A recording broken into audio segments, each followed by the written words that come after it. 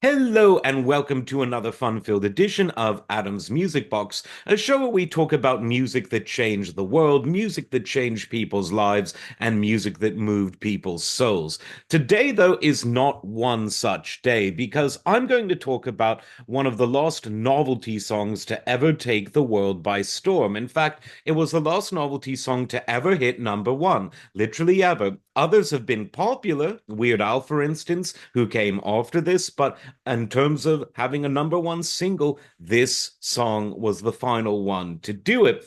And I want to talk about why. The song is, of course, Disco Duck, which was sung by radio DJ Rick Dees. Now, the novelty song comes in many different shapes and sizes. There are songs that are satirizing public figures and wider concepts. There are songs satirizing other songs.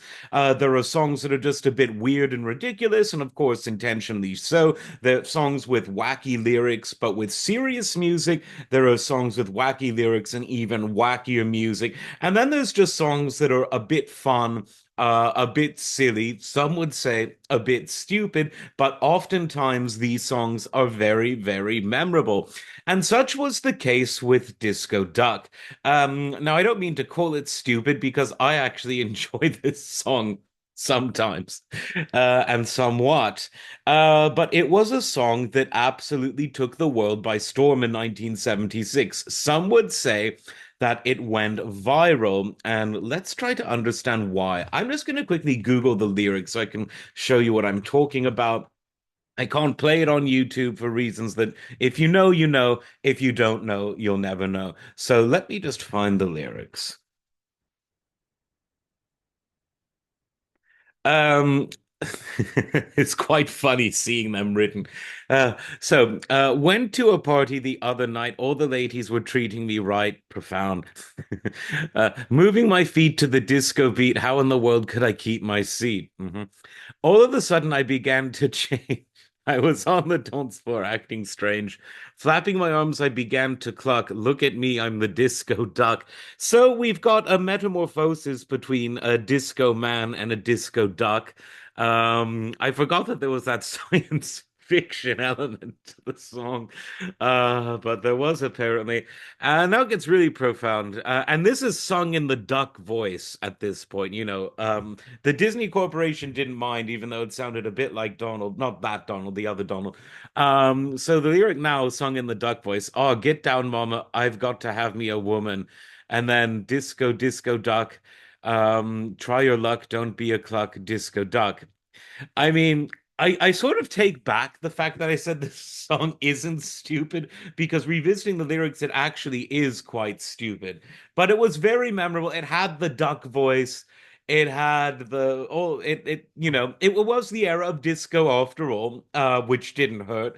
But then again, there have been parodies of every genre and about every genre, and none of them hit number one like this one did. And so you could say, well, maybe the stars just sort of aligned, and people in 1976 were just ready for a funny song about a duck, about disco. And I do think that in the world of parody and comedy, we like our animals. We like our Mickey Mice. We like our Pinky and the Brains, our Tom and Jerry's. We just like cartoon animals. There's something very disarming about them. And this was obviously a cartoon duck voice that was on the record. And Rick Dees did some promotional videos singing this with a duck puppet. And when he was invited to perform it live on the Midnight Special, a show about which I talk a lot, which is normally known for, regular serious musicians playing their serious music live. He was invited because it was a number one hit and he played it with a real band. He got session musicians together and some backing singers. And he went on to have a long career as a DJ, even though the song got him fired from the station he was on because they didn't want to play the song, legalese and all of that. And they didn't even want him to mention it.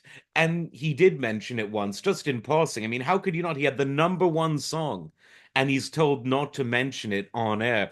So they fired him, but it was short-term thinking because he got hired by the station's rival in Memphis, and that station said, "Yeah, go ahead and play the song and mention it," which he did. And then he went on to syndication. And so Disco Duck has been pretty good to Rick Dees. Um, he's still on the radio, I believe, although no Spring Chicken anymore, but he's been in syndication. He's in the Broadcast Hall of Fame. He's been in television shows. And I think that a lot of it, I mean, he's a good radio DJ, don't get me wrong, but I do think Disco Duck is in fact a big part of it. And it is one of those songs that you could say ended the era of novelty records. Maybe its popularity actually cut the ladder out from under future novelty records.